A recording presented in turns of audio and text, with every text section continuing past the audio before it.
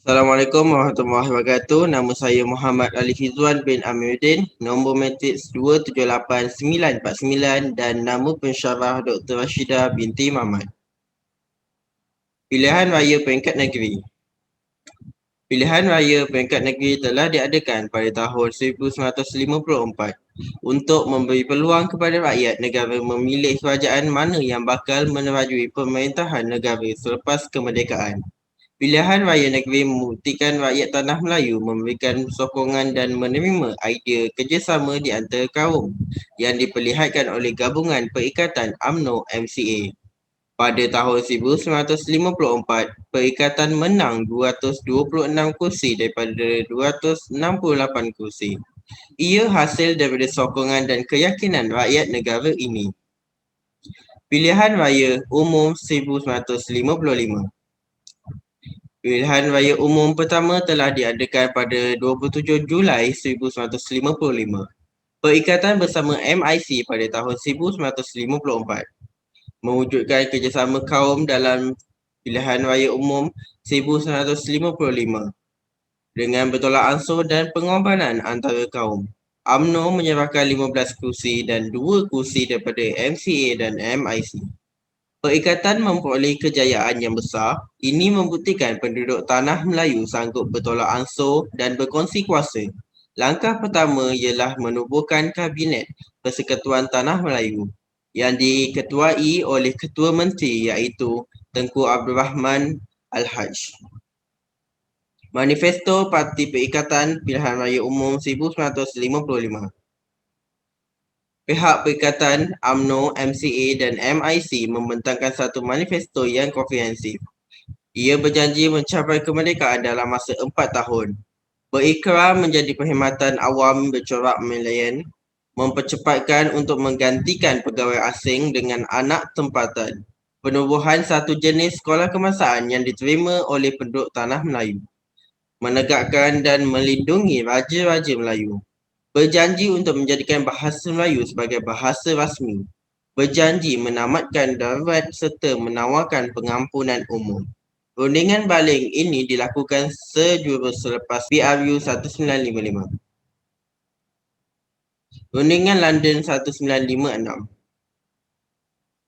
Pada tahun 1955, Parti Perikatan menang pilihan raya, mendesak mencepatkan kemerdekaan bagi Tanah Melayu.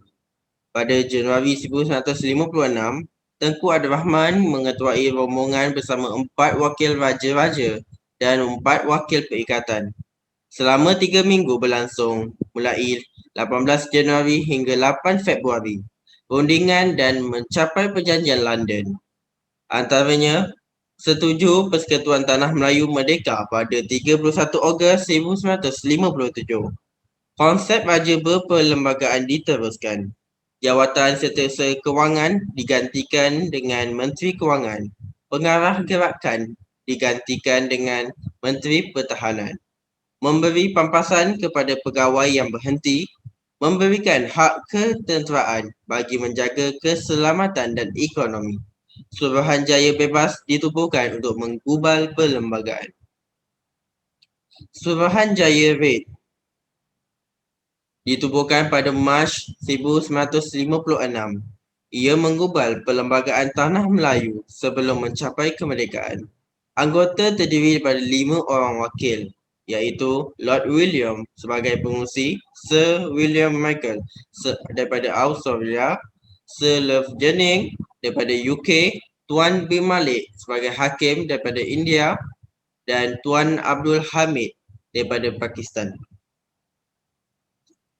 Tugas untuk menggubal perlembagaan berdasarkan pemerintahan secara demokrasi berparlimen mengandungi 5 perkara iaitu pembentukan negara persekutuan dengan kerajaan pusat berkuasa kepada setiap negeri, pengekalan kedudukan raja-raja Melayu, kekal keistimewaan orang-orang Melayu tanpa jejaskan hak kaum lain, pilih seorang ketua negara dari raja-raja Melayu, satu rupa bangsa bagi seluruh negara. Seterusnya, menerima 131 memorandum daripada pelbagai pertubuhan, orang perseorangan dan raja-raja Melayu. Pada 27 Julai 1955, Memorandum Perikatan menjadi pertimbangan utama. Ini kerana atas sifat tuntutan bersama kaum-kaum terbesar dan dianggap satu pakatan murni antara kaum. Satu konsep yang dicipta untuk menerangkan pakatan UMNO, MCA dan MIC mewakili tiga kaum terbesar. Dua perkara penting iaitu pengekalan 4 unsur tradisi dalam perlembagaan, iaitu bahasa, agama, kedudukan Raja-Raja Melayu dan kedudukan istimewa orang Melayu. Yang kedua, memberikan kerakyatan secara jusoli, iaitu kerakyatan mengikut tempat lahir kepada orang bukan Melayu. Seterusnya, mengadakan persidangan sebanyak 118 kali daripada bulan Jun hingga Oktober 1956 bagi menggubal rang perlembagaan. Parlimen British menerima cadangan suruhan Reid dan usul dibentangkan dalam Majlis Perundangan Persekutuan diluluskan pada Jun 1957.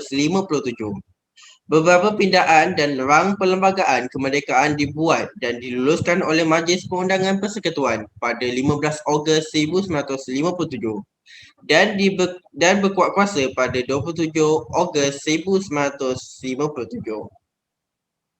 Pengisytiharan kemerdekaan.